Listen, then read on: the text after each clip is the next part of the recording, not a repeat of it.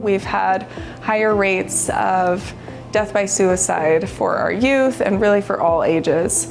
And because that issue is so complex, we really do need complex approaches to address it. And we've been able to leverage some of these BSCA funds to build the resilience of youth by teaching them coping skills and problem-solving skills at a young age. With our BSCA grant, we're trying to address the violence within the community by creating a safe place and a referral and recognition mechanism for the students to have the ability and capacity to report incidents of violence, whether it's domestic violence in nature, whether it's bullying and violence based with peer groups.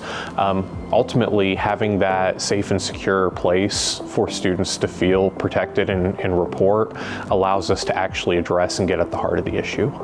A lot of our clinicians have been trained in TFCBT, which is trauma-focused cognitive behavioral therapy, to meet the trauma that we often see in our communities.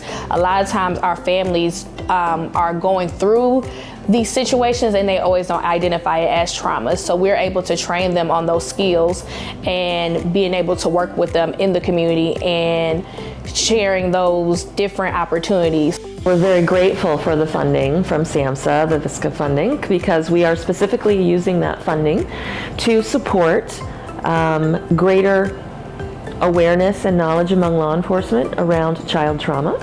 So anytime law enforcement is responding and there's a young person who's likely already been traumatized, we are working to co-respond with law enforcement and help those children not be further traumatized by just having law enforcement present.